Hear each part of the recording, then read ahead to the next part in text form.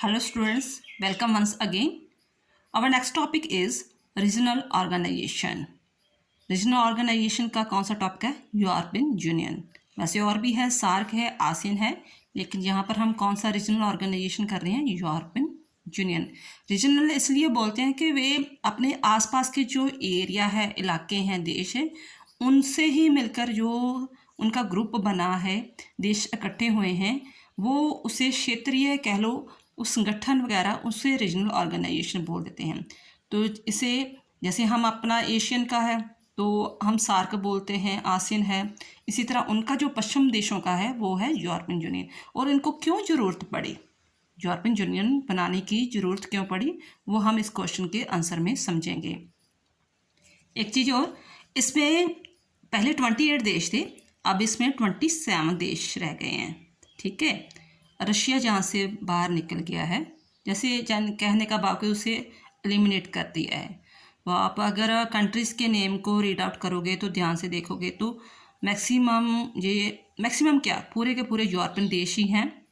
ठीक है, और ये जो है अपने आप को जो जिनको युद्ध में हरासमेंट हुए थे, फर्स्ट वर्ल्ड वार में, सेकंड वर्ल्ड वार में, जिनको काफ़ी हानि नुकसान उठाना पड़ा था, वो देश हैं जो अपने आप को दोबारा से रीगेन करना चाहते हैं अपनी इकोनॉमिकली कंडीशंस को। ठीक है, कभी ये देश एक दूसरे के दुश्मन हुआ करते थे, अब ये मिलजुल कर अपने आप को इकट्ठे एक स्टेज पर लाकर अपना जो है विकास करना चाहते हैं।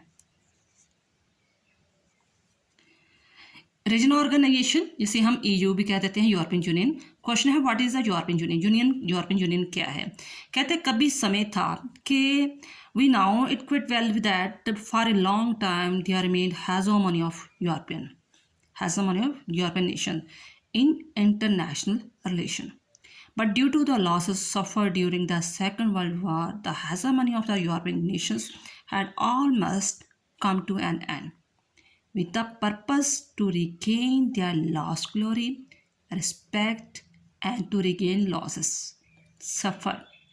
Lost glory, respect, and to regain the losses suffered during the war, so many efforts were made by European nations after the war, and European nations were the result of these efforts.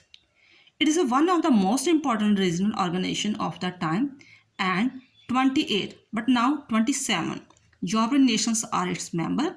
There are quite a few European nations desire to become the member of it. कहते हैं हमें अच्छी तरह पता है कि कभी ऐसा समय था, ठीक है, जब चारों तरफ जस्ट जो यूरोपियन देश थे, पश्चिमी देश थे, उनकी ही हेजेमोनी, सरदारी कह लो, वही इंटरनेशनल रिलेशन में पावरफुल थे। बट क्या हुआ, सेकंड वर्ल्ड वार में के दौरान वो आपस में ही लड़ने झगड़ने लग पे, जैसे फ्रांस इटली के साथ, जापान के साथ, या कुछ भी ऐसे ही।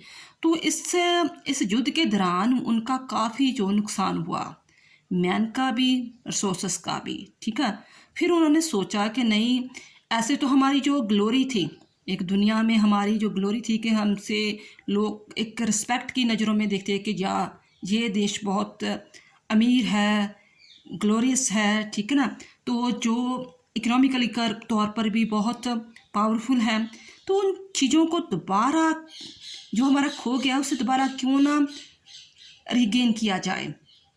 तो रिगेन हम अकेले नहीं कर सकते, फ्रांस अकेला नहीं कर सकता, इटली अकेला नहीं कर सकता, हम मिलजुल कर ही एक ऐसा संगठन बनाएं तो जो हमारी जो बेसिक नीड्स है वो हम एक दूसरे के साथ ही पूरी करें।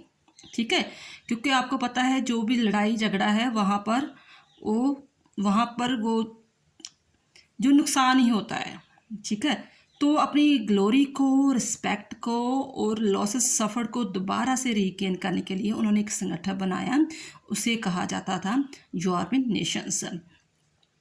और इसमें अब कम से कम 28 देश शामिल थे, लेकिन रशिया जहाँ से निकल गया 27 देश रह गए हैं। और ये जो है और भी काफ़ी देश हैं, क्योंकि जब से ये देश इकट्ठे हुए हैं इन्होंने दोबारा से सचमुच ही अपनी ग्लोरी, रिस्पेक्ट जो है, जो इकोनॉमिकली कंडीशंस है, वो काफ़ी दोबारा से रिगेन कर लिया है। क्योंकि वो मिलजुल कर अपना काम करते हैं, उनका पासपोर्ट एक हो चुका है, वो इकोनॉमिकली वो जॉब के लिए एक दूसरे के देश में जा सकते हैं वीज़ा के लिए, ठीक है, काम के लिए जा सकते हैं, उनकी करेंसी एक हो चुकी है। वो कोशिश कर रही है कि उनकी नेशनलिटी जो है सिटीजनशिप भी एक हो जाए, एक ही हमारी गवर्नमेंट हो, तो फिर ही हम तरक्की कर सकते हैं। तो वो ये चीज़ें उनके लिए काफ़ी सक्सेसफुल हुई हैं। और इन्हीं से देखकर जो हमारे एशियन देश है वो सार के आसियन बने हुए हैं कि जी अगर वो जो अपने देश इतना लड़ते झगड़ते थे एक दूसरे के साथ, वो इकट्ठे हो गए, तो व्हाई नॉट वी, ठीक है ना। तो मैसेज बहुत अच्छा गया है। तो होप है कि पूरी दुनिया ही एक ग्लोबल विलेज बन जाएगी। आई होप आपको समझ में आ गई होगी कि यूरोपियन यूनियन क्या है। थैंक्स बेटा।